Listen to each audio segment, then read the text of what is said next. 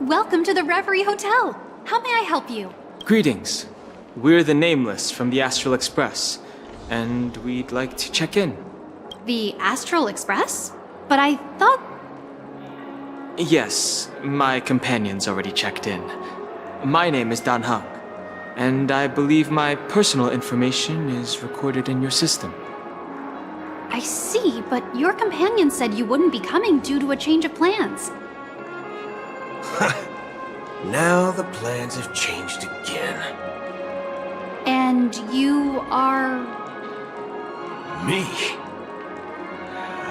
I'm Pom Pom, a new Nameless who's also with the Astral Express. He's my fellow trailblazer. We responded to the family's invitation before he boarded the express, so he wasn't registered in your system. Is it possible to accommodate him as well? Oh, I see. Another one of the Nameless had a similar situation. Seems like a lot of people are joining the Trailblaze these days. Since there's a precedent, it shouldn't be a problem.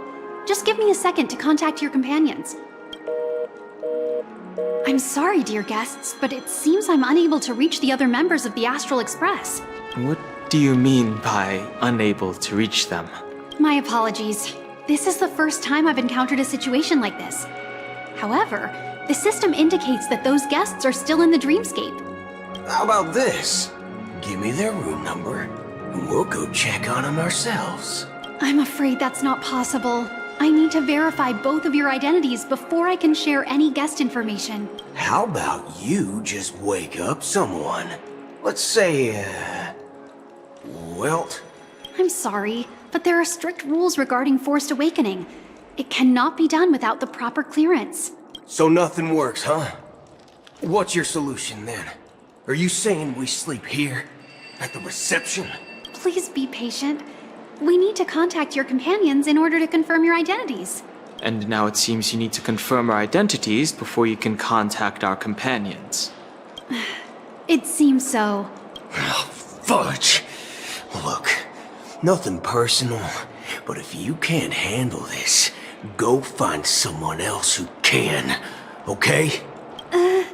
Please calm down, dear guests. I do recall that Mr. Sunday, the Oak family head, personally handled this issue earlier. Oh, please wait a moment while I contact him. I don't think she's trying to give us a hard time. She really just doesn't know what to do. I have a bad feeling about this. You tried to contact them on the Express earlier, but they didn't respond. Something doesn't seem right. I need to leave for a moment. You can stay here with the receptionist. Sure thing. Just don't keep me waiting forever. Greetings. I'm Cody of the Bloodhound family, head of security for the hotel. How may I assist you? Hello. So, there's something I wanted to ask about. I've been hearing some unsettling rumors about certain incidents that might affect the Charmony Festival. Do you think there's anything to be worried about? I've traveled all the way from the Hayahi Federation, and I don't want my trip to be ruined. What do you mean? Wait, you haven't heard? I'm not sure where you heard those rumors, but they're completely baseless. I can assure you, as a representative of the Bloodhound family, that everything is going smoothly for the Charmony Festival.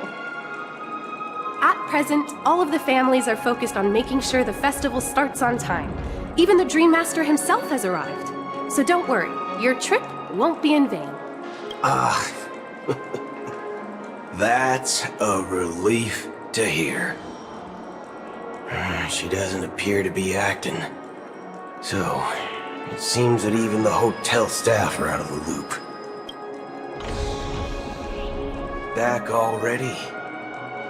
Hasn't she returned yet? Nope. I'm starting to wonder if sending her to contact Sunday was a good idea. Neither the staff nor the guests seem to know anything about what's happening in the dreamscape, and Wherever we go, all we see is people enjoying themselves. Definitely not a good sign. I agree. Another unusual thing is that the Oak family is supposed to be in charge of organizing the council and managing everything inside and outside the dreamscape. However, I walked around the hotel, but didn't meet a single member of the Oak family on such an important day. Well, I'll be forked.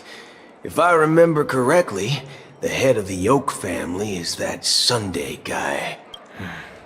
We shouldn't linger here too long. Let's go back to the Express for now. Not so fast. Have you ever robbed VIPC, bro? If you run away now, everyone will be chasing after you. Are you suggesting we sit here and do nothing? I wouldn't say do nothing, but let's stay put for now. Even if the family has ulterior motives, they couldn't have anticipated us showing up here. We're the surprise factor for them. They don't want to attract unwanted attention from certain outsiders, so they won't do anything reckless. See? The IPC lackeys are keeping a close eye on this hotel. If I were a family member, I'd find an official excuse and keep the surprise factors here. If we just wait here, that would be like walking into their trap. Of course, we don't need to walk into their trap. I gave a backup plan to the memo keeper. If it turns out we won't be allowed to enter the dreamscape, she'll order a drink for me in the VIP lounge at the hotel. In reality, A secret signal. that's right. A concrete object can indeed help the memo keeper establish a connection with you. But Boot Hill, if you have more backup plans in the future, I hope you'll let me know in advance. I'm sorry, but it's one of my quirks. I have too many unreliable friends. And if I reveal that I have backup plans, things can go awry. And that would leave all backup plans completely useless. How do we get into the VIP lounge? This is where my street smarts come into play.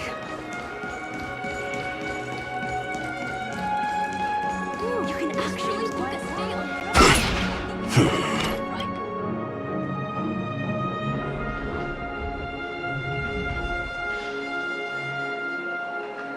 You're the lobby manager, right? Yes, I am. How may I assist you? We're the Nameless from the Astral Express. We wanted to check in, but there's something wrong with your system. The lady at the front desk said she would contact the manager, but now she's nowhere to be found. Now, we've been waiting here forever, without any food or water. What the fork, man? Is this how the family treats its guests? Is this your idea of street smarts? Starting an altercation? It's called standing up for your rights. I apologize for the inconvenience. Please wait while we try to contact Mr. Sunday.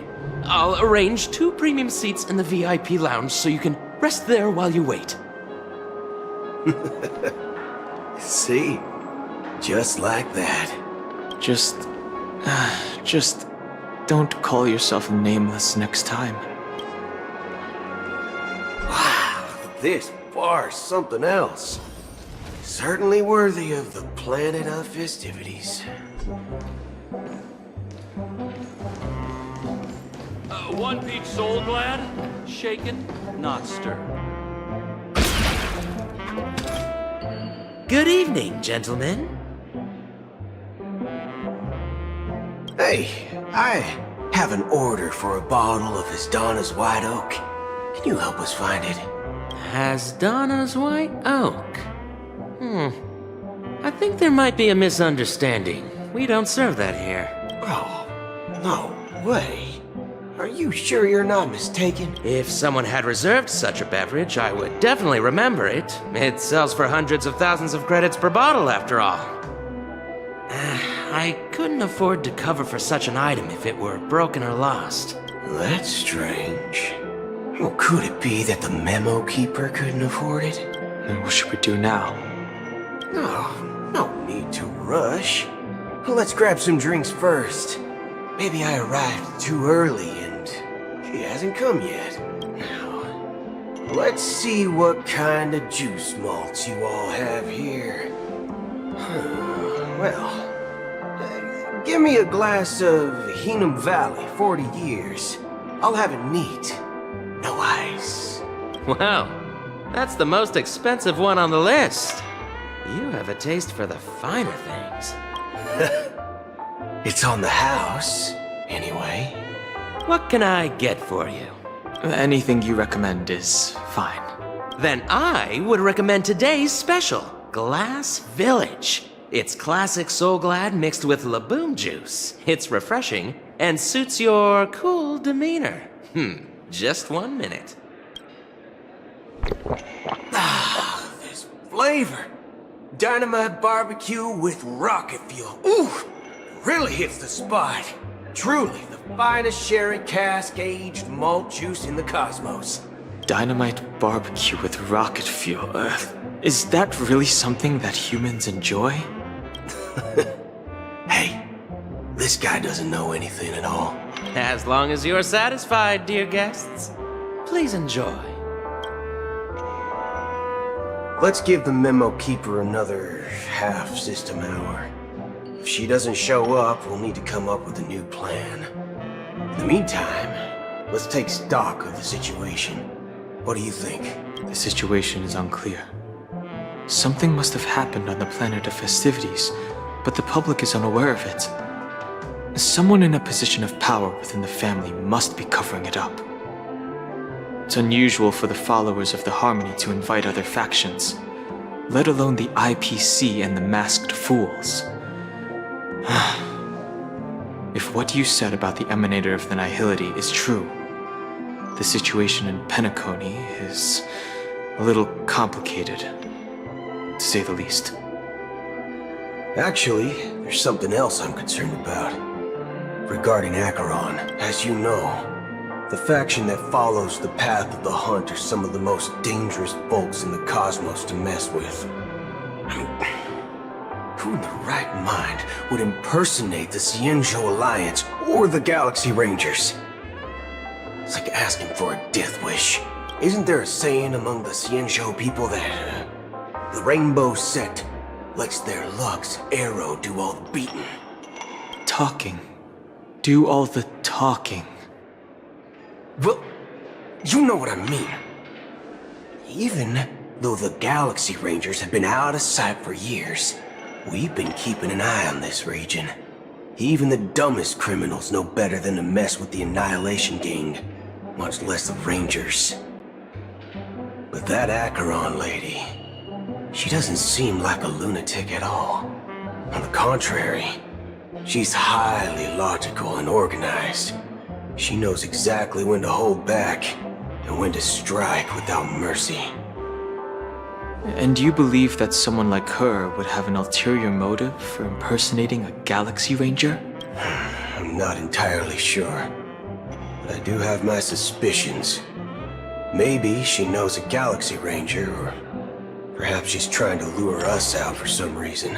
Anyway, what worries me more are the anomalies within the family. They've summoned unless the invitations weren't sent by them. If that's the case, it's even more intriguing that the family insists on organizing the Charmony Festival, despite the chaos. Maybe it's She-Pei the Harmony pulling the strings. You find it beyond human understanding because it wasn't arranged by humans at all. People do stupid things out of irrational impulses. They abandon their principles when self-interest is involved. They believe in things they know they shouldn't, and fudge, they even break their own rules. But eons don't. They stick to their determined path and never turn back, even if they reach a dead end. You think Shippei's will is behind all this? It may not necessarily be Shippei, but there's definitely some higher entity involved. I know it may sound pessimistic, but if human free will were reliable, why would we even need Galaxy Rangers? It's much simpler when you boil it down to the eons and paths. Like how Lon always follows the path of the hunt, or how the Express stays true to the Trailblaze despite Akavili's disappearance. But in my opinion, Akavili's fall holds significance for the Nameless. Oh. So you're saying the Nameless now have to take responsibility for their own choices because their absolutely right leader is gone? Exactly. I believe the purpose of the journey isn't just about following a path that's always considered absolutely right. It's more about doing your best to choose the right path for yourself among countless possibilities, even with limited insight and judgment. I don't know what you've been through, but I agree that people must take responsibility for their choices, because no one else can do it for them. That's why the Galaxy Rangers need to uncover the imposter and figure out her true intentions. Just in case. I have a backup plan if the Memo Keeper doesn't show up. This is my final backup plan. I promise. You sure have a lot of cards up your sleeve. Well, going back to my old career would make things a lot easier. By the way, when you were walking around the hotel, did you happen to see any important-looking guests? What's your plan? It's simple. We just grab some hostages and use them as bargaining chips with the family. Or maybe we can even take their identities. No need for that. We'll return to the Express now. Wait. Are you getting scared? Draw your weapon. Let's make a big scene. Are you leaving, esteemed guests? Would you like to cancel that Asdonis White Oak you just ordered? Huh? Asdonis White Oak? But didn't you just say... Ha ha. Looks like you are a bit intoxicated, esteemed guests. You ordered a bottle of Asdonis White Oak just a moment ago. Looks like your Memo Keeper friend has finally arrived. Oh, right. Sorry, my memory's not the best. You know, too many modifications and all. Anyway, let me check. Well, fork me. It says Donna's White Oak, all right. And there's a note. I'll be waiting for you on the Astral Express. No mistake, that's her message to you. She knew the hotel wasn't safe, so she suggested we find another place. Well, looks like we took a detour, but now it's back to the Astral Express. So, what are we waiting for? Let's go.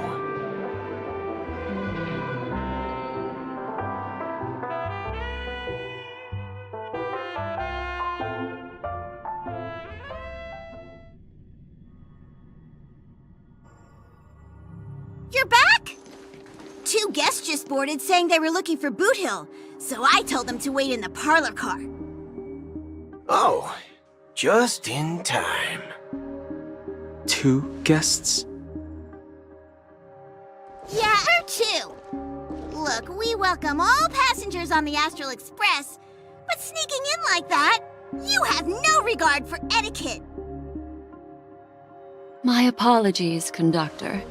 It was an oversight on my part. I assumed you were already acquainted with the garden. Given the chaotic situation in Penacony, the Nameless are the only ones we can truly trust right now. You are the memo keeper. Pleased to meet you, Dan Hung. I've seen you in others' memories. And as for Boot Hill, this is our first face-to-face meeting. I hope you enjoyed that bottle of Astana's White Oak. You sure have a refined taste. Finally, Memo Keeper. Well, let's cut to the chase. Spill everything you know. That's precisely what I intend to do. But before that, please allow me to introduce myself. My name is Black Swan, and I serve the Garden of Recollection as a memo keeper. As for Acheron's story, I'm sure she knows it better than I do. Greetings. I'm Acheron. What? You Garden of Recollection shirtbag! You betrayed me! I apologize, but she did that at my request. Due to certain reasons, I have been exiled by the family. Thankfully, this memo keeper came to my aid and helped me escape their surveillance unnoticed. To be honest, it was more like stalking than helping. And the process was far from unnoticed. But we did escape. I asked her to guide me to a place beyond the family's reach and to contact a few trustworthy individuals, namely all of you. Trustworthy? Son of a nice lady. You think I'm dumb or something? How about this? I'll put a few bullet holes in your head and see what secrets spill out. Then, we can talk about trust. It doesn't have to be like that. I'm willing to answer all your questions, but not right now. If my cover hadn't been blown, we might have had more time, but at the moment, we don't have any other options. No other options? What do you mean? This is the only way I can ensure everyone's safety. I kindly request an immediate warp jump out of the Astana star system.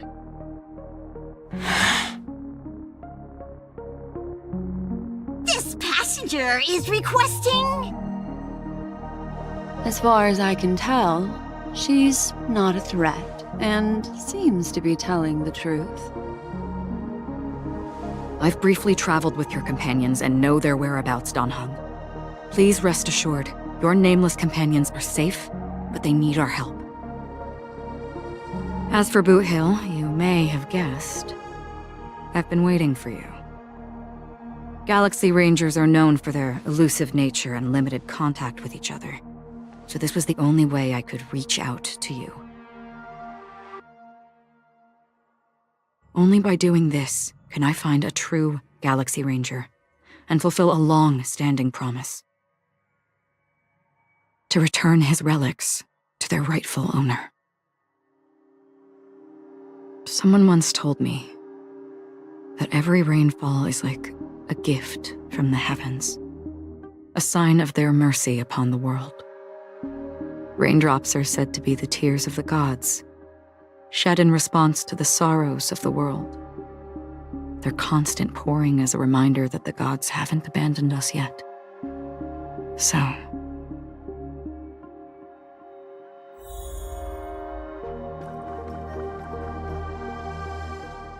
how long has this rain been going on for? I used to believe, just like you, that it would eventually stop. Years and decades passed. And in the end, such hope faded away before the rain did. Looks like the god you mentioned doesn't exist after all.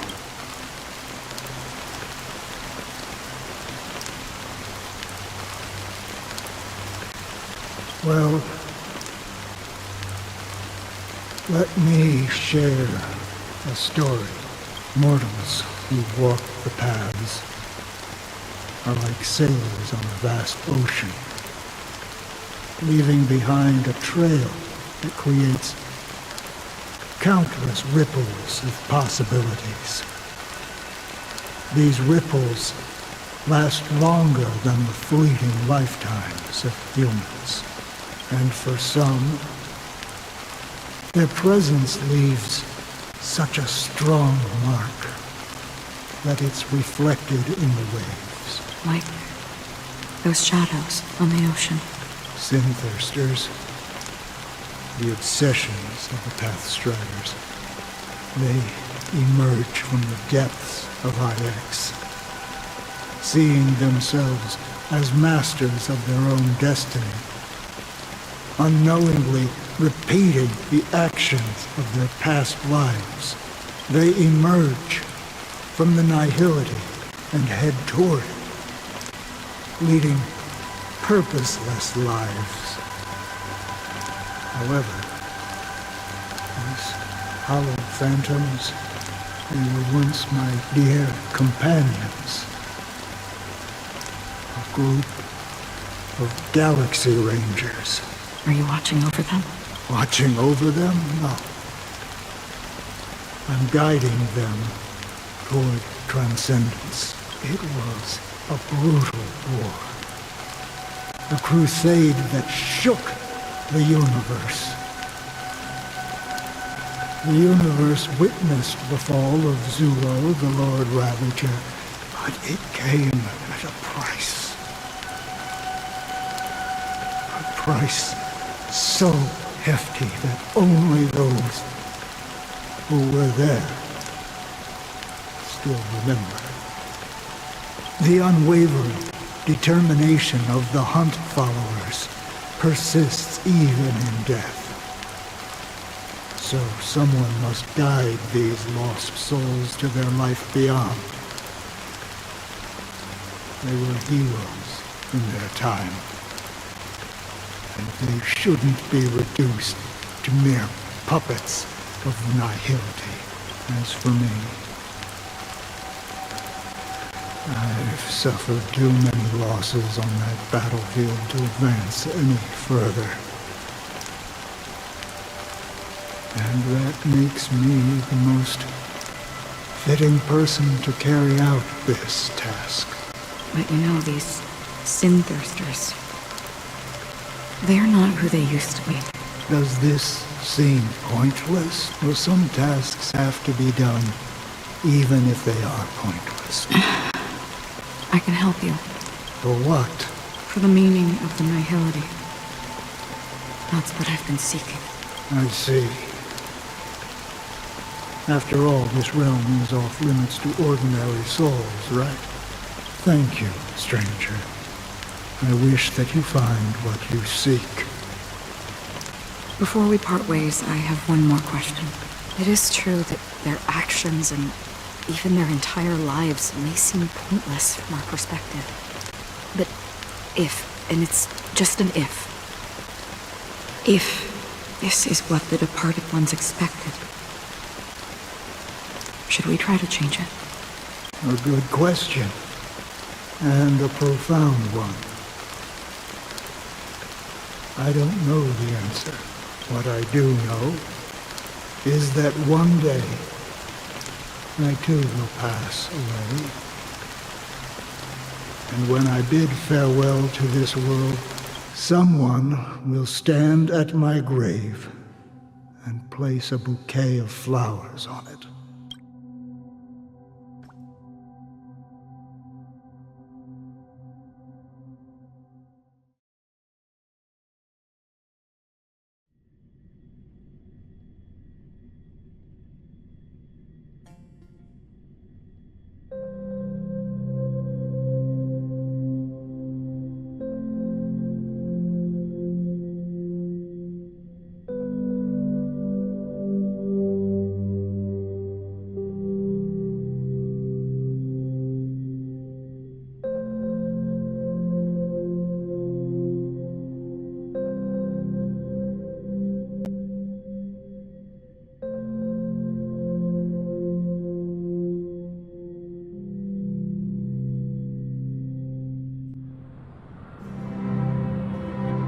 appeared as a child, my speech, mindset, and soul reflected immaturity and innocence. As I grew into adulthood, I left behind my childlike side. I humbly request your blessings, esteemed advocate of Shipe. Come to me, my kinship. I have sought their presence with us. As you wish. I have faithfully served the Alfalfa family for nearly a decade, promoting the path of the harmony to the best of my ability. However, I made a mistake yesterday. While I was preparing dinner for the family head, I accidentally dropped a prepared dish on the floor. Out of laziness, I lied and claimed that everything was ready.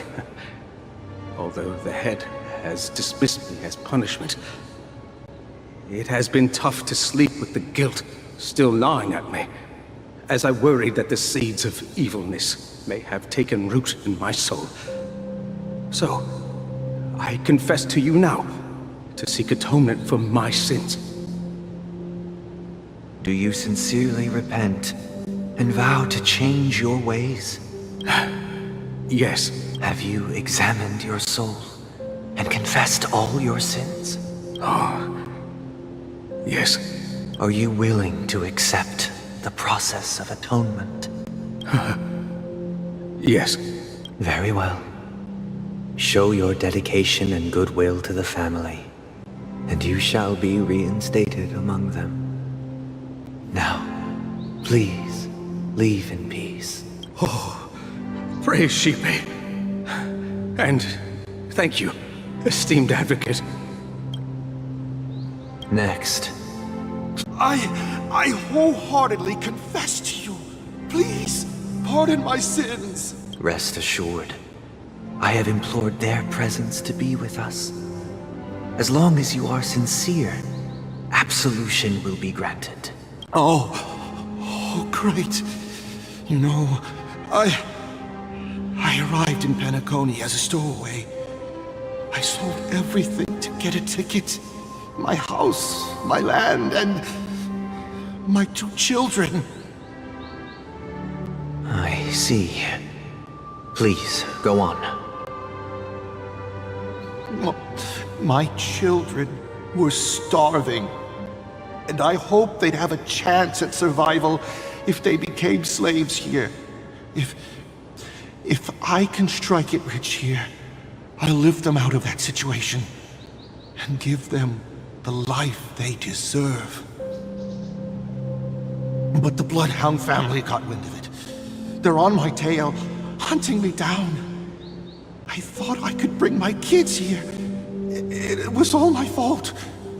All my fault. The family is ready to forgive all sinners. I'll ask the Bloodhound family to cease their pursuit. You don't need to live in fear anymore. Oh, thank you. Thank you. I'll work my hardest to redeem my children and make them part of the family. Praise the harmony! Next, please step forward. Hey! Long time no see, Mr. Sunday. The most esteemed individual in Penacony, and the next leader of the Oak family, right? I have sought their presence with us. Let us proceed.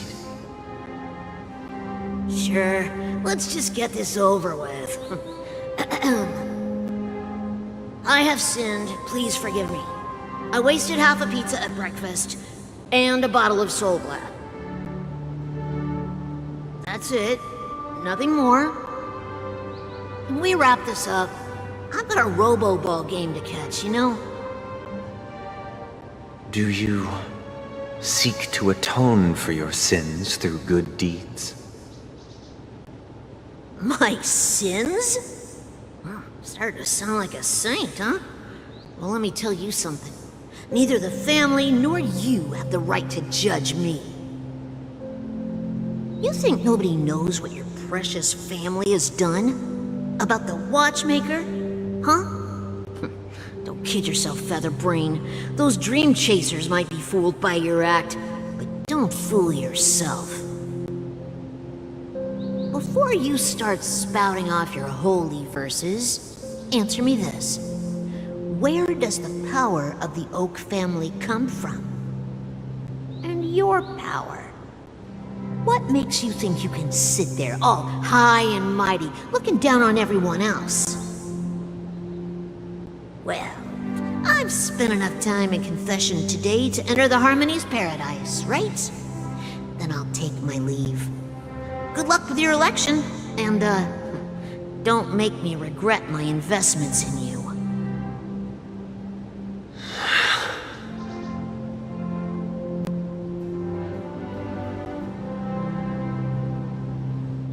Oh, revered triple-faced soul, hear my doubts. Who can judge the strong when their power hides their crimes? Who can vouch for the weak when they will pay any price to survive? Who can comfort the purest souls when even they get led astray? If the strong defending the weak is truly the foundation of paradise, then who is responsible for the suffering and anguish in this wretched world?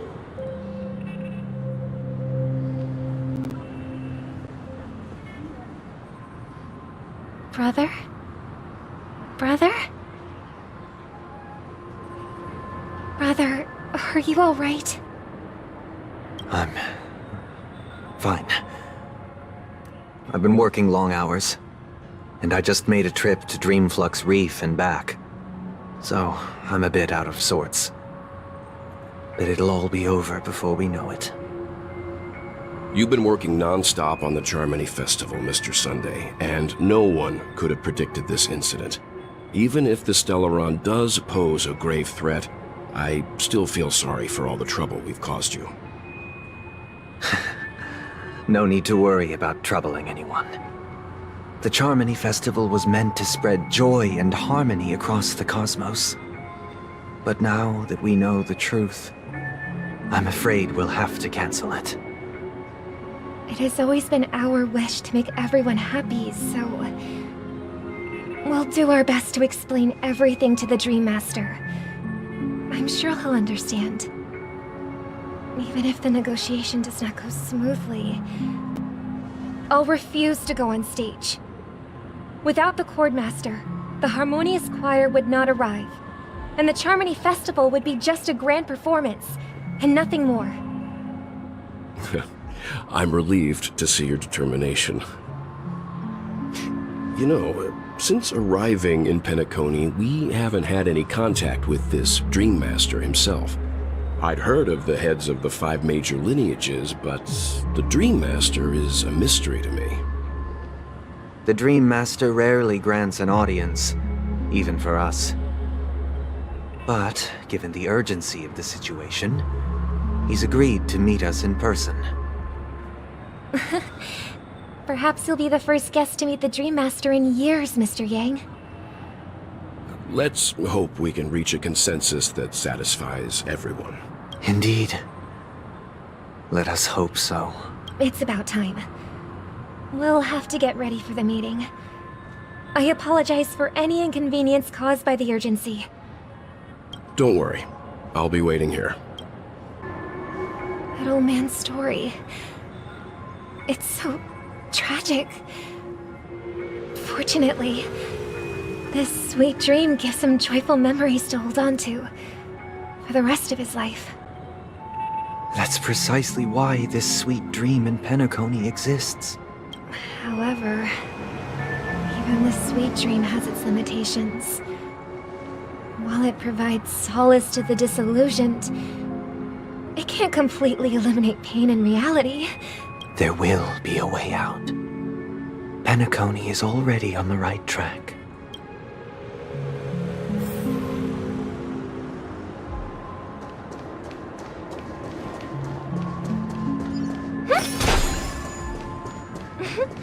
Look what we have here. A lovely young lady. Wait, is that me?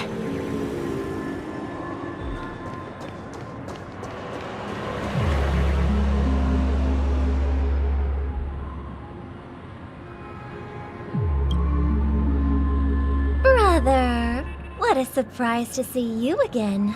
Show yourself. Your trick won't work on us. I've heard that a skilled masked fool received an invitation too. That must be you, right? Did you enjoy yourself?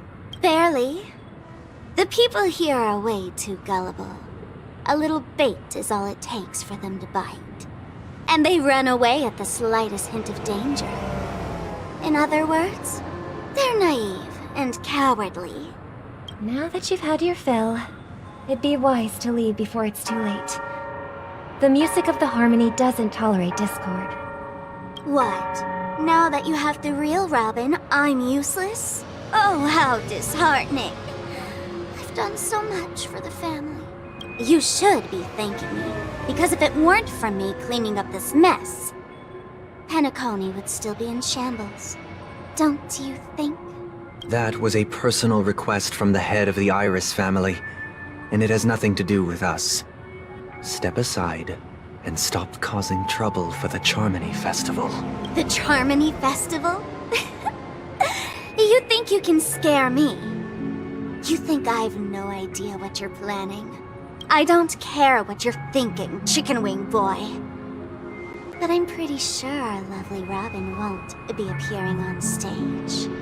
After all, you're well aware of what a sorry state this dreamscape is in under the banner of harmony.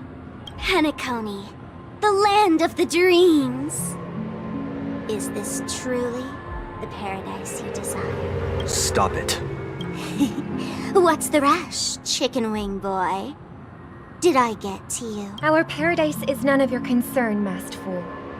Leave now, or the family won't tolerate you anymore.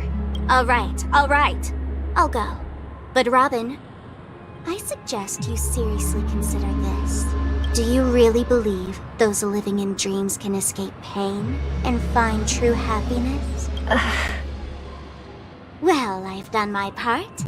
And now I'm simply waiting for the fireworks to begin. Here, the last 2 gifts for both of you. And don't lose them. If by some unfortunate chance the Charmony Festival starts against all odds, remember to use them during the show. And it'll be thrilling. Bang! I heard a raven cawing in the distance. It seems the Dream Master will arrive soon.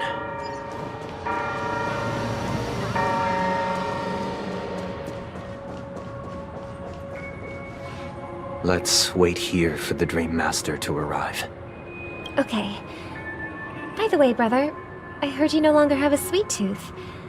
Back when we were kids, you used to steal my desserts. Seems like a lot has changed during my absence. What exactly happened? Well, someone has to stay awake even in this sweet dream. But that someone doesn't have to be you, or anyone in particular. You're carrying too much on your shoulders, brother. The paradise in our dreams. It shouldn't be like this. Penacony is nothing more than a dream. It can't erase the worries and pain of reality, or bring true happiness. It only offers an escape from reality. Nothing more. Remember the old man we met earlier? Without this dream, he might have completely lost himself. That might be true, but even without Penacony, he could have chosen another path. As far as I know, the Intelligentsia Guild has been promoting their rehabilitation techniques for a long time now. That path may have been more ordinary and challenging, but now He is receiving hospice care in a comatose state, and his fate is sealed. Is Penacony granting these people a future? Or is it taking it away from them? Well, don't forget this. Not everyone really has a future. The future for humanity is like the sky for birds. People mistakenly believe that flight is inherent to birds because they've never witnessed those birds crashing to their death. Do you remember how we took in that little Charmony dove when we were young? Yeah. We took care of it. Provided food and water, groomed its feathers. And later, when I decided to leave Penacony, I opened the cage and set it free. Well, I didn't mention what happened to it in my letters because I didn't want to upset you. Shortly after you left, it crashed to its death right in front of your window. I had surmised as much. I knew you wouldn't have avoided mentioning the bird for no reason. Despite that unfortunate outcome, I still believe it was the right decision. Birds aren't meant to spend their lives in cages. They belong in the sky, even if they can't fly. But here's the thing. If there are birds in this world that can never fly, can we really assert that they belong in the sky? Are you implying that the same goes for humans too? Let's take the Astral Express as an example.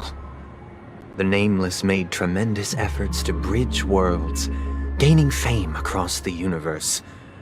However, only a few extraordinary individuals can endure such a perilous journey. That's because the pursuit of the Trailblaze exceeds the capabilities of ordinary humans. Otherwise, why would this path be filled with broken rails, an abandoned express, and even a fallen Eon? That's just sophistry. If that were true, then only the powerful would have the right to determine the future. Unfortunately, that's exactly what happens. Another name for the future is self-value. While this world has its fair share of heroes who inspire people and garner admiration for their heroic deeds, the majority of ordinary people will never become heroes in their lifetime. Some are born weak and vulnerable. Some find themselves trapped in unfortunate circumstances. Some fall victim to malice and cowardice. When it comes to survival, everyone is equal. And the weak can only watch as their value gets constantly diminished by external forces. That's why we should care for the weak and support them as if their suffering were our own. That's what the Odes of Harmony have always taught us. While the Harmony holds noble aspirations, the strong will always be strong, and the weak will always be weak. Even in this carefree dream. Human nature contains greatness, but it also harbors inherent weaknesses that can't be eradicated. In the end, if people can't even secure their own survival, they won't care about the illusory future of equality. As long as the law of survival of the fittest prevails, there will always be fledglings crashing to their death. But if people don't live for the future, do they merely exist for survival? If even you, my brother, don't believe that the Harmony will save the weak, then which Eon can make our dreams come true?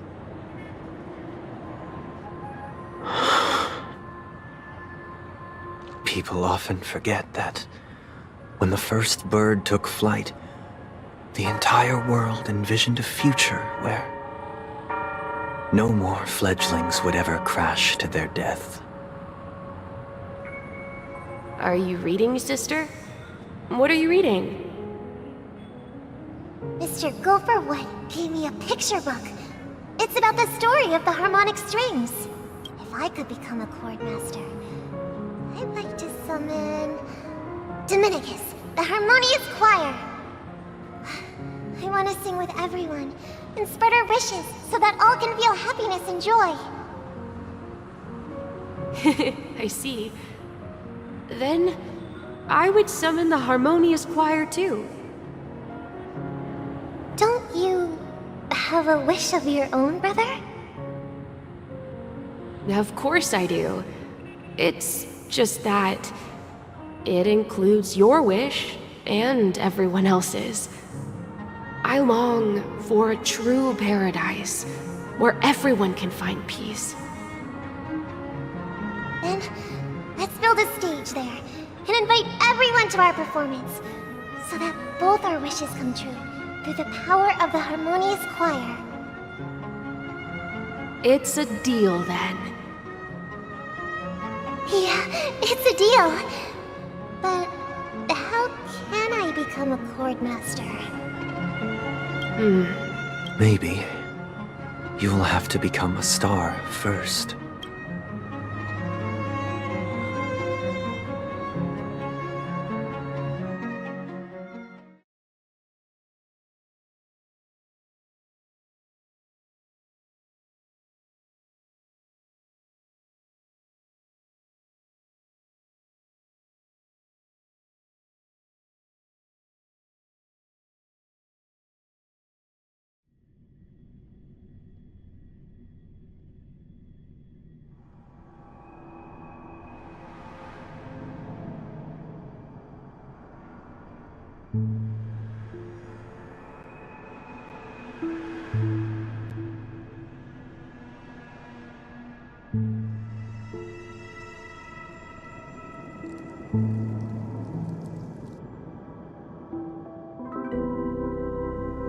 You're back sooner than I thought.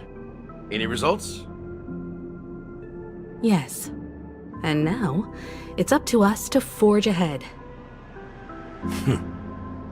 Since he's already carried out his last wish, my final mission is complete. But pardon me if I sound curt. It's good to have determination. The path Mikhail left for you is not an easy one to tread. Why else would he have chosen to sleep in solitude, staking everything on some nameless in the future? But you have the numbers, and in numbers comes strength. So that might just delay your inevitable a little more. Got any more encouraging words? As I see it, relying on Welt's negotiations alone is far from enough. Regardless of whether the other party will be compliant, negotiating simply allows us to meet them as equals and won't grant us an upper hand.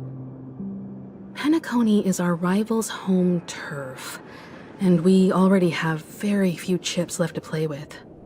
Rather than idly sit around while the family's got us blocked off, an offensive approach might be a wiser course of action.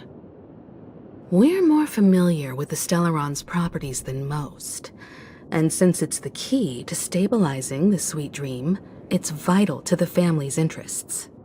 By attacking their core interests, they're bound to retaliate hastily. And as the saying goes, haste makes waste. That's right. As long as we pose a threat to the Stellaron, either with words or otherwise, we have a chance at gaining the upper hand. But the problem is, on the eve of the Charmony Festival opening, how exactly are we going to get close to the theater? Family security will be airtight, and if we brute force it, even if we succeed, it's too risky. So, no one's gonna say anything? Then I'll raise my hand. I know the answer to this question.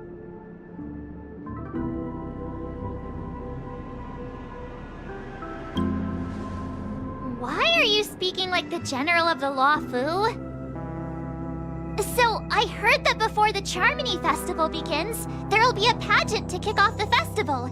It's called the Soul Glad TM Festivity Auditions, or something, and it's going to be held in the moment of Scorch Sand. As long as we clinch the top spot, we'll be able to attain the title of Festive Superstar, and be able to personally bask in the graces of Miss Robin. Not that that's important. What's crucial is that we can enter the Grand Theater before the audience arrives. So, how do we go about participating in these festivity auditions? I've already procured special invite tickets from Miss Robin's fan club. To tell you the truth, I had been preparing to join the auditions all along, but now it looks like even if I scrape through, I probably still won't have the chance to shake Miss Robin's hand. So they're still running this thing, huh? It was originally just a publicity stunt, set up by Mikhail to drum up attention. But it looks like it might be worth a shot. We'll follow Marge's plan. Mr. Gallagher, will you be joining us? I'm afraid I won't have the time. As a virtual character, I've already completed my final mission. Whether Penacony can awaken from this dream is all down to you. Should we ever cross paths again? I'd love for you to visit the Express. All right. I'll have to add to that databank of yours you've got on the Express. And Miss Firefly, we thank you for all your support. We're faced with a formidable enemy. As long as the Astral Express and Stellaron Hunter's objectives are aligned, we're willing to cooperate with you. We've already come this far together. I'd like to join you for the rest of your journey on Penacony. I'm pleased that we can finally fight shoulder to shoulder. I couldn't ask for a better ending. This is also the spirit of the Trailblaze. Now everyone, let's prepare to move out.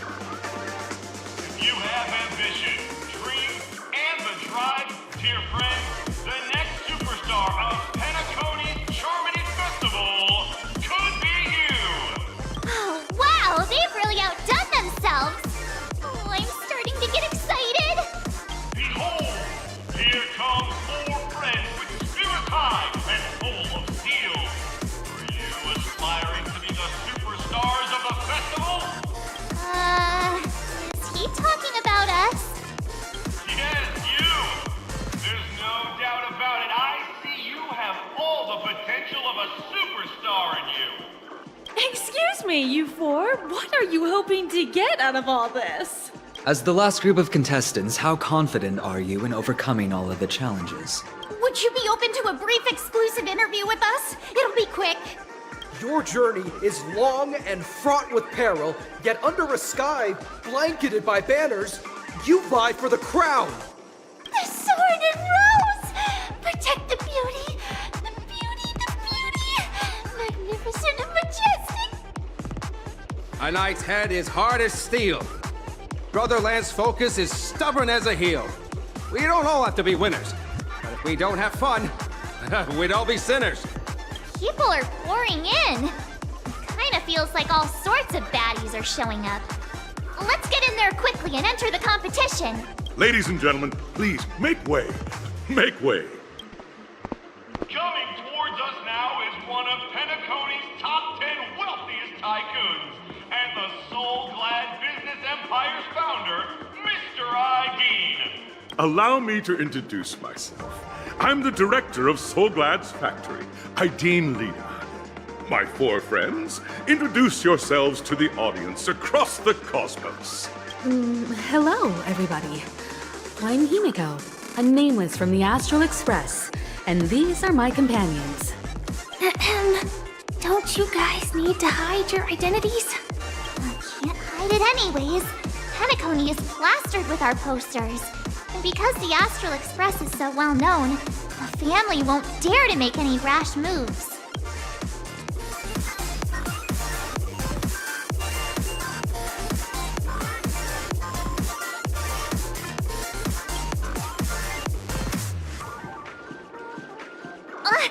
Don't expose my net handle to everyone! Hello, everyone! I'm March 7th. I'm an ordinary girl who loves adventures. Hello, everyone. I'm Firefly.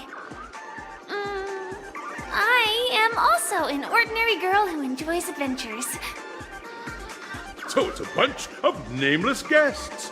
This final face-off is bound to be spectacular. Time is precious. My four friends, come with me. Grab a bottle of Soul Glad and make your dreams a blast.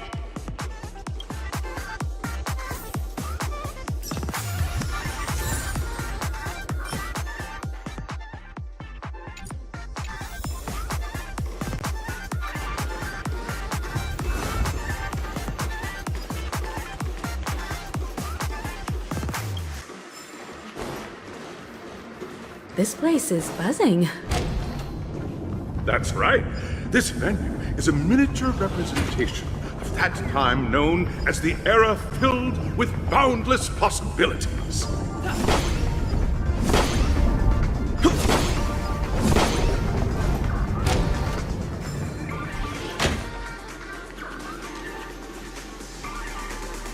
Grab a bottle of Soul Glad and make your dreams a blast.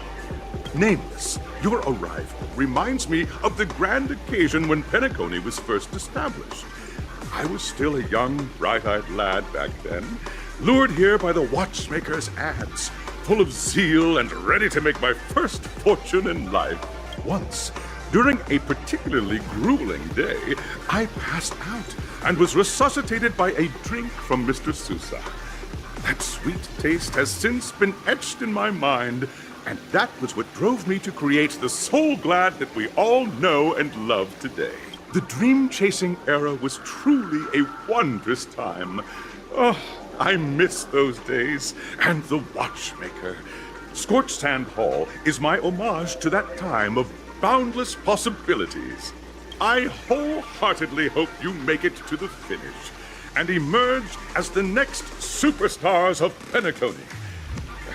Now then, is there anything you'd like to say before the competition officially begins?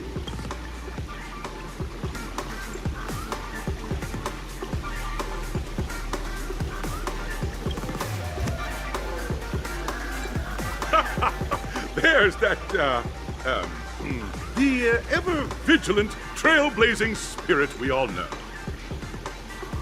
Hey, you should really fix that defeatist mentality of yours. Miss March, how about you? Hello, everyone!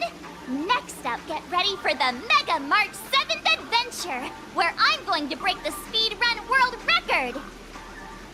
Trailblazing into the uncharted and challenging the limits. That's Miss March 7th for you. How about Miss Firefly? I hope that by the end of this journey, everyone will have achieved the outcome that they hoped for. Ah, a wonderful wish! Miss Himiko, what are you expecting from your team? Safety first, everyone. Simple words, but full of warmth. Waiting for you are 3 stages, each connected to that era. The first 2 stages offer 2 distinct paths to choose from, with unique challenges on each route. And in the last stage, you will face off against a champion who has defended the title to this very day. Those are the rules. Simple. Everyone clear? Now, I hereby announce that the 33rd Scorched Sand Festival of the 20th season, sponsored by Soul Glad Enterprises, has started. Everyone, as the Charmony Festival is drawing closer, we must reach the end as quickly as possible. Factoring in efficiency and safety, splitting up into 2 groups is the best choice. March and I haven't known Miss Firefly for too long and aren't overly familiar with her. Fine by me. Let's do it. All right. I don't have a problem with that.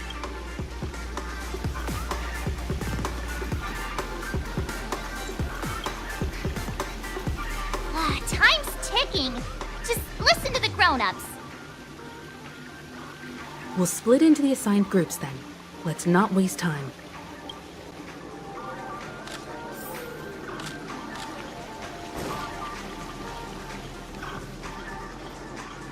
Welcome to the first stage of Soul Glad Enterprises' 33rd Scorched Sand Festival of the 20th season, Dream Play Fantasia.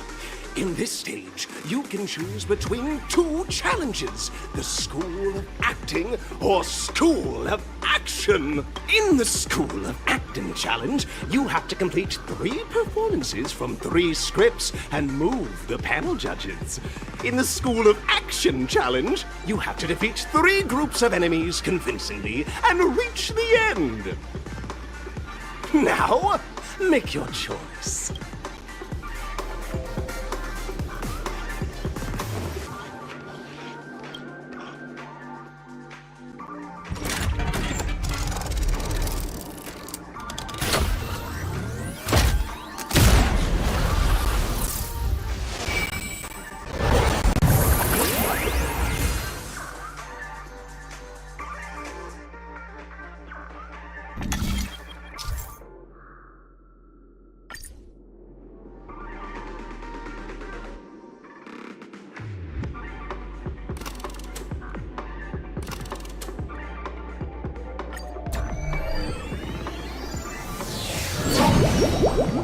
Stage of Dreams, for those who dare to dream. Welcome to the School of Acting stage. Step onto the stage and move the judges with your heartfelt performance. The next cosmic star of Penacony. Competitors, allow me to introduce the rules of this challenge to you. There are 3 stages up ahead. On each, you will find an outline of a script. These 3 scripts were written by the legendary filmmaker, The Watchmaker. And your task is to bring those moments to life. Find the right words and act convincingly to make the judges feel the script's intended emotions. Oh, I wish you a successful performance. Also, a bit of trivia. The record score for this stage is held by a participant with fiery red hair. His exceptional performance brought even the strictest judge to tears. It's like he wasn't even acting at all. We are running out of time, so let's get this over with quickly.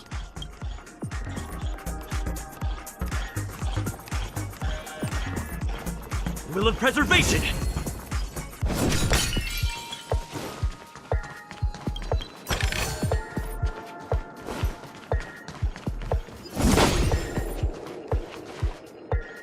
Just take a look at this pair! Such star quality! Since you've come as a pair, I'll prep a 2-person scene for you. You 2! Are you ready? Envision that you both, driven by the spirit of exploration, are arriving at the land of dreams that is Penacony for the first time. But instead of lush lands, you find yourselves amidst swirling sands and desolation, far from the paradise the Watchmaker described. You're driving an old clunker through the wilderness of the dreamscape, braving the cold wind, choking on the dust, and suddenly, a fierce memory zone meme blocks your path. Now, Mr. Greyhair, what line would you deliver to express your disappointment in Penacony?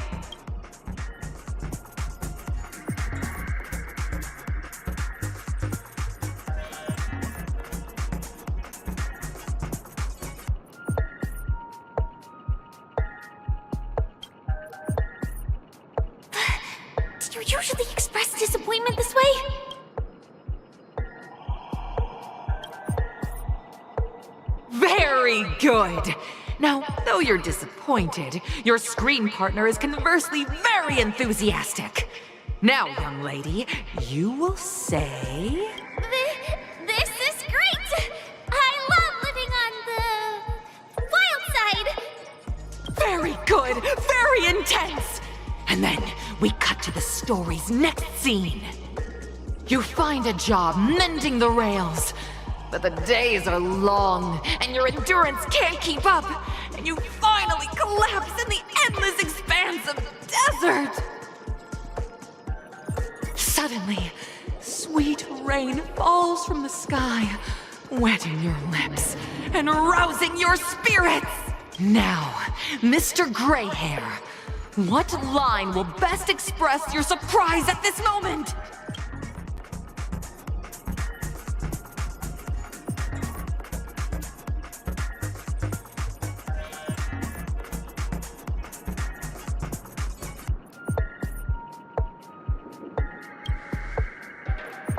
That's not right. That line doesn't sound very surprised.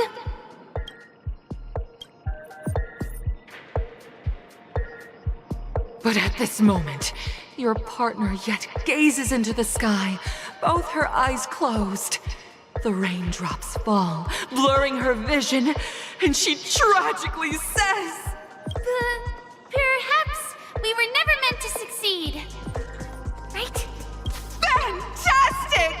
Both of you have an incredibly solid foundation in dialogue delivery. However, lines aren't everything in a performance.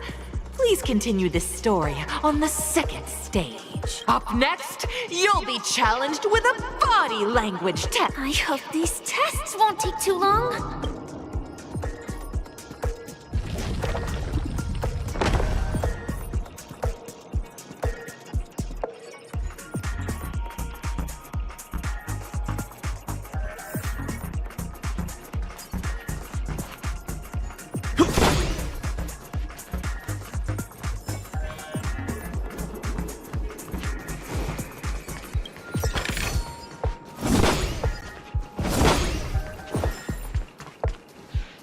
Here, you two are required to skillfully utilize body language to portray the story context I've laid out for you, picking up from where we left off.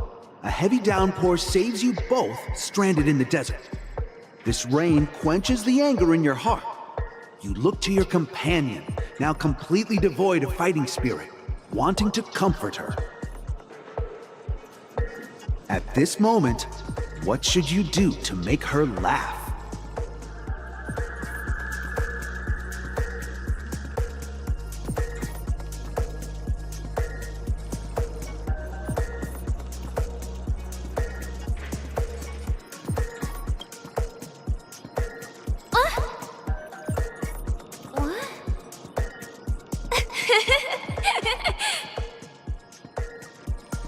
Right answer!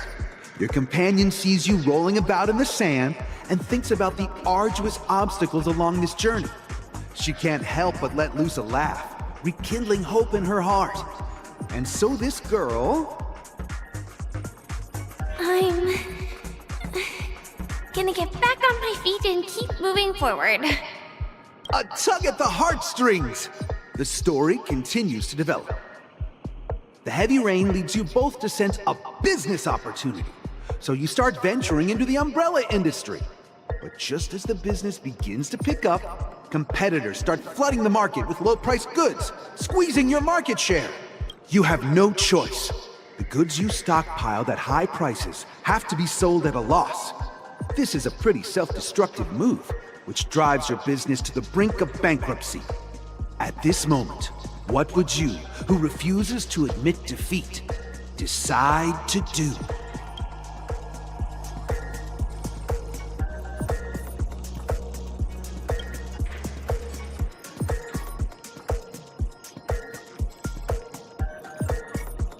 Fantastic!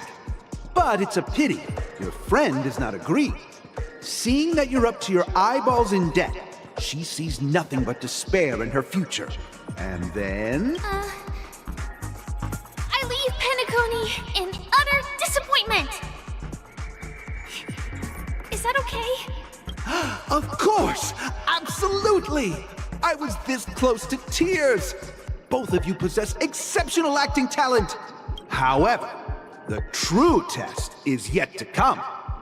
You're about to encounter the harshest judge this show has ever seen. You'll need to rely on perfect performances if you want to win them over.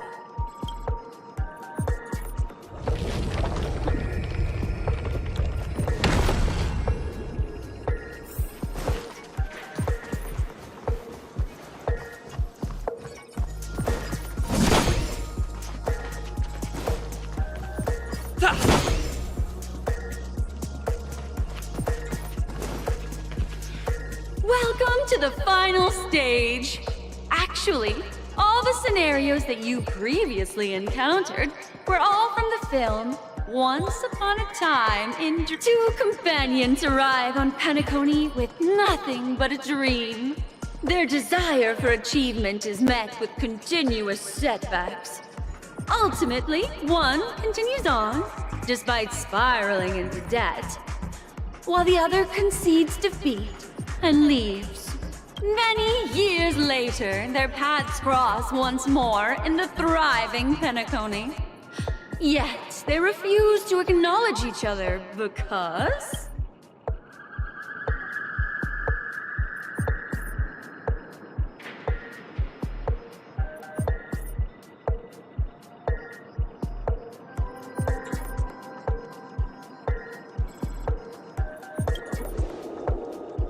Against the backdrop of a revitalized Penacony, the joy of reunion mixes with the sorrow of past separation, the awkwardness of being strangers, and the shyness of a long-awaited encounter, all converging at this very moment.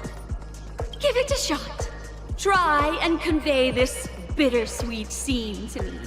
Bring it to life with precise and emotive acting. Is this ever going to end? I know! Why don't you try that clockwork thing you used before?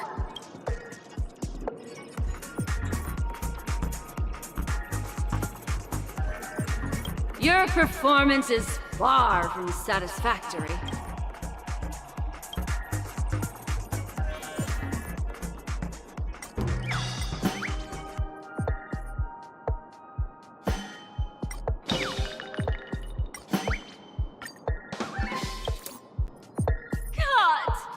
I never imagined that such a sad scene could be portrayed by you two in such a joyful and heartwarming way.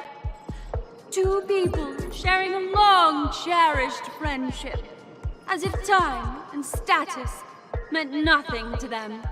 Huh? But we haven't even done anything! Is his imagination running wild again? Brilliant! Your portrayal outdoes the original. It's simply beautiful! We have passed the test! We ought to hurry up. Stellaron is at stake.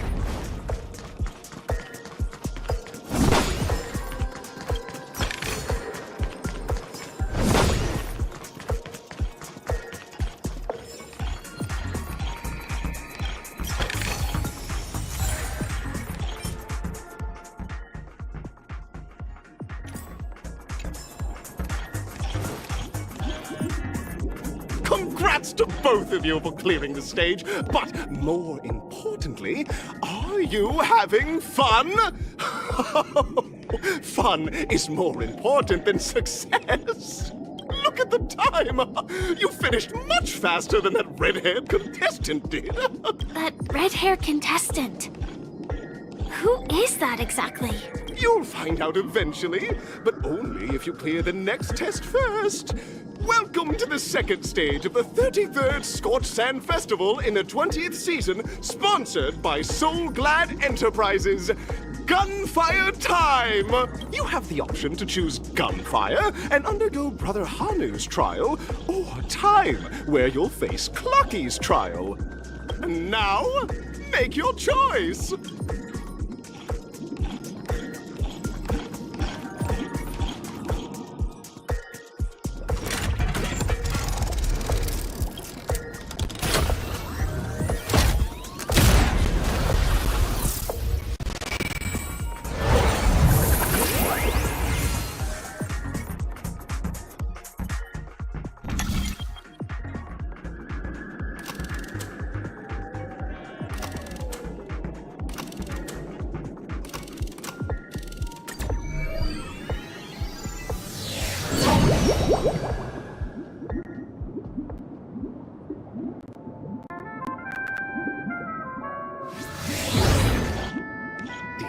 friends. Welcome to the wonderful world created by the Watchmaker. Awaiting up ahead is the titular character from the beloved Clocky animation, Clocky! It's said that the Watchmaker dreamed up the idea of Clocky when he was just a boy. Back then, he was merely an apprentice in a clock shop. And one night, he dreamt that all the broken clocks started sprouting arms and legs. Like a skilled pilot, he steered them towards the right path. As a classic figure who grew up with many, Clocky truly shaped a generation, solidifying the Watchmaker's pivotal role in popular culture. Contestants, may you have a wonderful time with Clocky. The trial of time. I hope it won't waste too much of our time.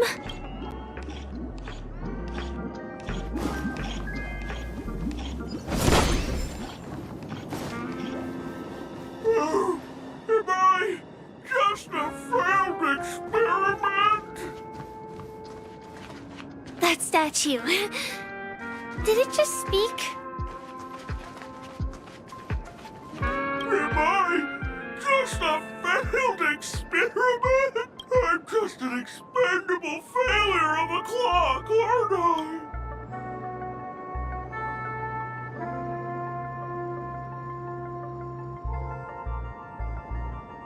Don't be naive, buddy. Failure isn't a sickness. It's a sin.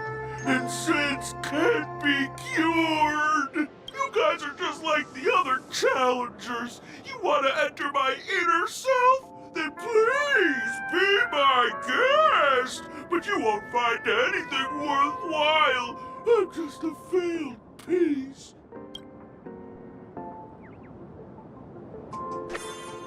See?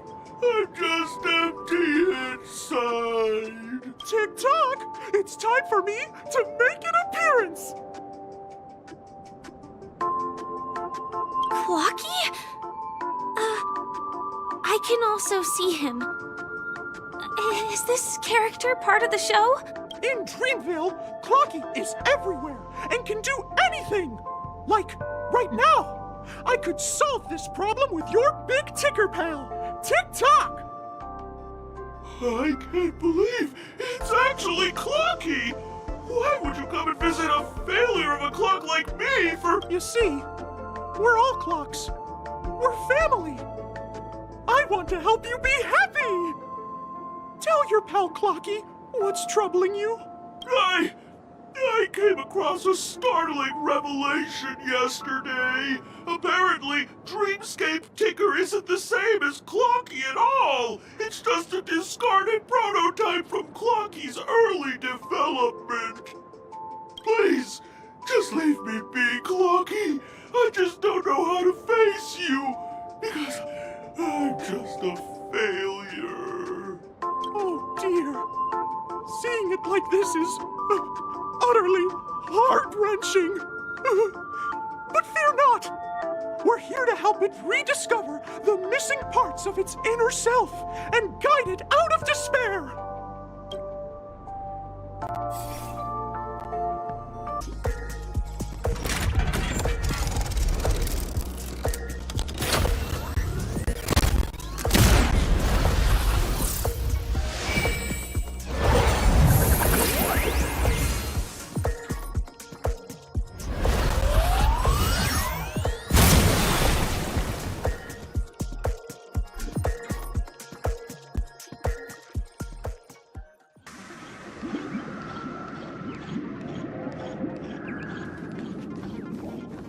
Congratulations to the Galactic Baseballer and Firefly on becoming Miss Sports and Festival champions!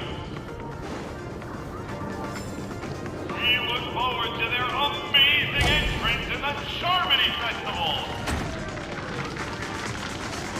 Let's give a round of applause to our aspiring young guests!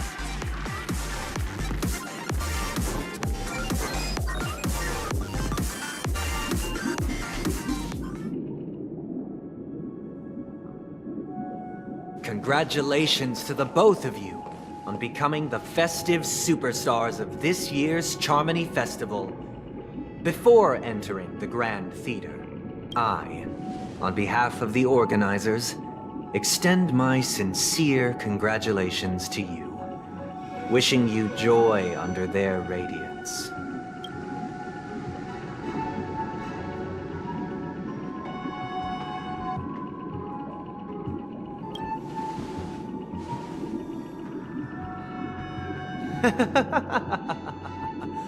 Your endeavors are worthy of extra recognition, and I've taken steps to ensure that. However, this reward is not a material one, but rather the opportunity for an open and honest communication between us. As previously promised, my sister, Mr. Yang, and I have met with the Dream Master. We delved into the truth about Penacony and its Stellaron, and have come to a consensus. Both I and the Oak family cannot acquiesce to your request. Just as expected. We acknowledge the perspective of you, Nameless. Penacony does require change, but not as you propose. The planet of festivities cannot and will not revert to a place characterized by chaos, disorder, or anarchy. Through your journey of overcoming obstacles, you must have glimpsed the essence of that era. The vulnerable ruthlessly eliminated, equality non-existent, common folk living precarious lives, eking out a dreary existence. Ultimately, only heroes like yourselves manage to achieve success. But I would dare ask, if you did not possess the special status of having a Stellaron, and you were but an anonymous and frail member among the masses, which Penacony would you prefer? A dystopia for the survival of the fittest, or a sweet dream paradise for all?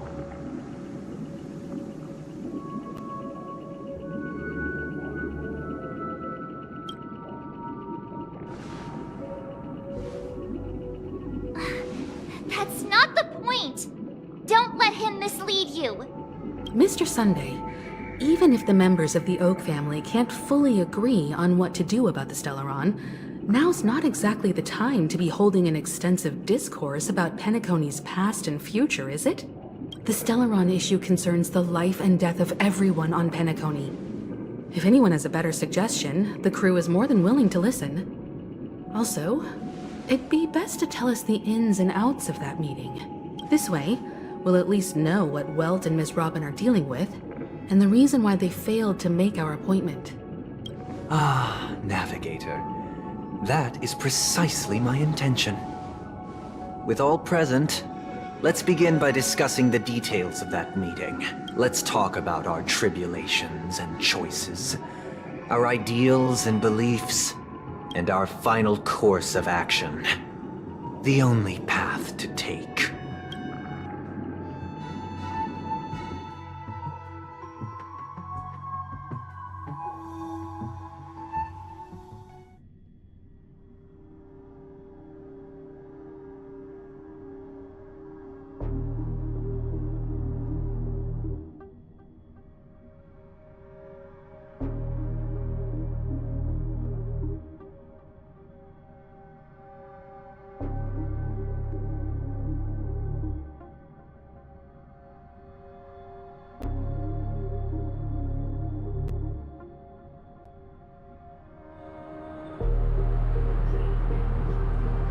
You mean to say that for the longest time, there have been scoundrels who would use the Charmony Festival that I have bequeathed to the masses as a tool to realize their ambition? Indeed, Dream Master. Once the Charmony Festival begins, the Stellaron's powers, along with the song, will be broadcast across the entire planet of Penacony. And then everyone in their dreams will be unable to awaken. This is indeed surprising to me. The dreamscape is maintained by the collective effort of the 5 families. If someone were to use the Charmony Festival to recklessly disseminate the power of the Stellaron. This individual must hold a position of great authority. Do you have any suspects? I'd like to ask, did you really not know of the Stellaron's existence? I would have never thought that this nameless would point the spear at me. Quite astonishing indeed. If I have offended, the Astral Express extends its sincere apologies.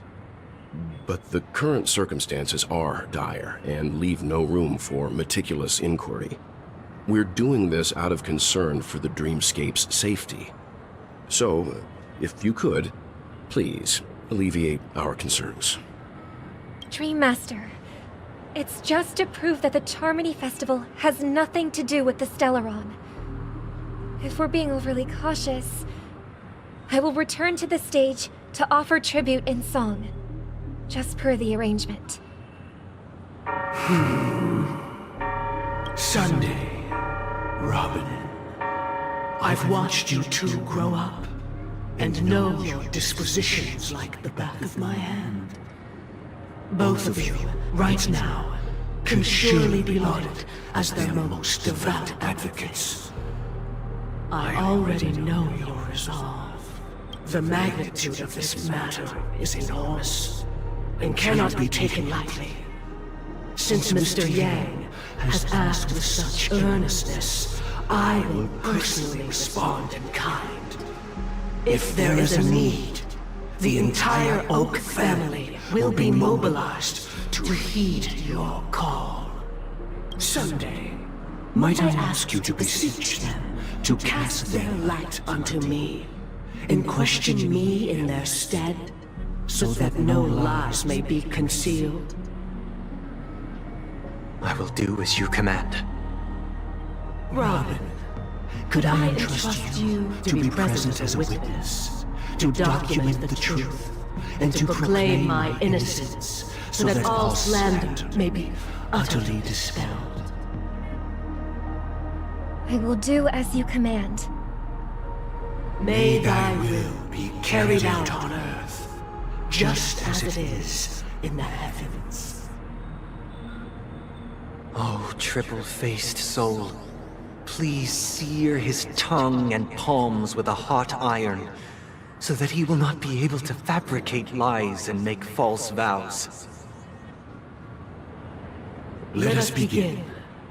There is nothing else to prepare. Understood. Question. Have you devoted your life to your god, never worshipping other gods? Naturally. Do you love your god as you do yourself, always heeding their admonishments? Naturally. Have you strayed from the path expected by your god, betraying their name? Never. Have you ever been inordinate with your asks of your god, coveting more than the foundation of the creation itself? Never. Then, a final question. Do you swear to fulfill all vows, past, present, and future? With the Eon as my witness, if I do not deliver on my words, or if I renege on my vows, may I be cursed in accordance with divine law. They have seen your faith, and have endorsed your faith. Just a moment. What is it, Mr. Yang?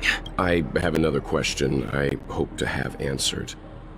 To my understanding, the family's harmony and prosperity have never relied on so-called divine laws. The god you both mentioned, are they truly Shipe? Mr. Yang should know that those belonging to the family toil together as if they were kin, embracing solidarity and unity under their light. All duplicity is laid bare before the harmony. Such a delicate and complex symphony.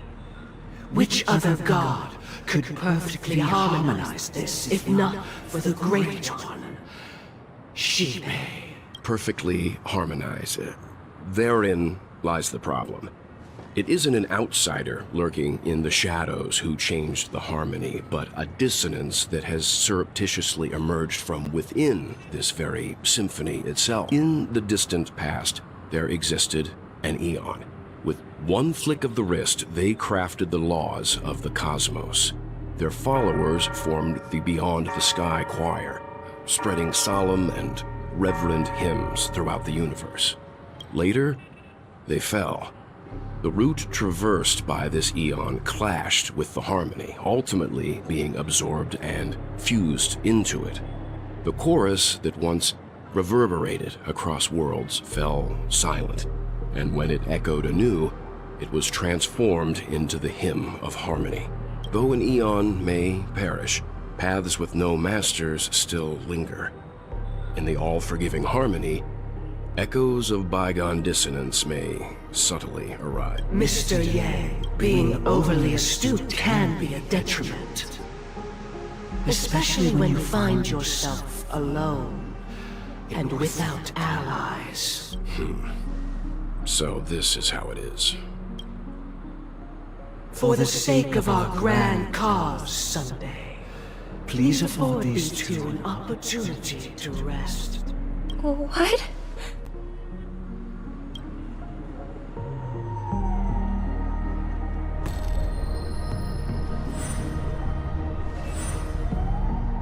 Sorry, Robin.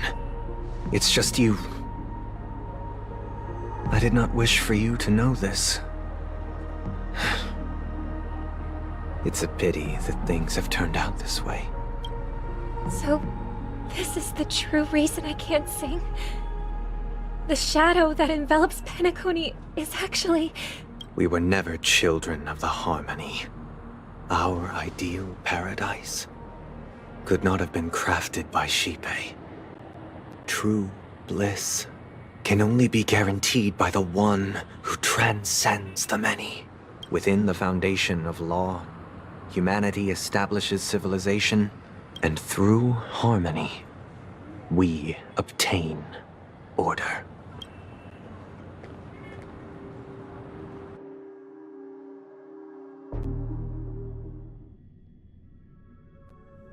Unbelievable. To think that there would be remnants of the Order on Penacony. What have you done with Mr. Yang and Miss Robin? Don't worry.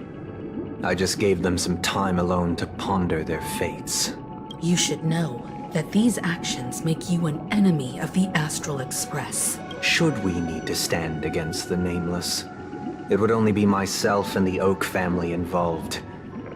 But we haven't reached that point yet, have we? Your efforts for the justice of Penacony are evident to everyone, and have been widely observed.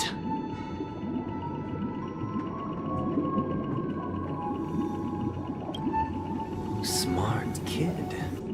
You're just as sharp as the other one. If it is the Order that drove you to imprison Welt and Robin, and you're using them to coerce our compliance, then there'll be no point in entertaining any type of discussion. You're mistaken, Miss Himiko. They are in very safe hands, and just as the family has always proclaimed, no one can be harmed in the dreamscape, least of all in the beautiful new world belonging to the Order. Penacony and the entire universe have witnessed far too much innocent bloodshed. The strong wield their blades against the weak, and the victors push the vanquished to the brink of life. Natural selection. The world abides by this principle, establishing the well-being of humanity atop the corpses of the downtrodden. Only we, or rather, I, possess the power to put an end to this farce. So you've decided to resurrect a dead Eon? No one's ever done such a thing. If Miss Himiko is interested, let's draw back the veil and speak candidly. I've always firmly believed that people can understand one another through peaceful means. I'm willing to divulge the unembellished truth as to the intentions of the Order's Pathstriders, so that you will make better judgment for the Astral Express, for Penacony, and for this stretch of the universe. Words can hardly do justice to the beauty of that ideal. So, come with me, everyone. Let us retrace our steps and see once again where this road leads. Huh? Where'd he go? Welcome. This isn't any location in Penacony's dreamscape. It's my inner world. The reason the scenery before you remains unchanged is because your consciousness has drawn on similar concepts to fill in the gaps.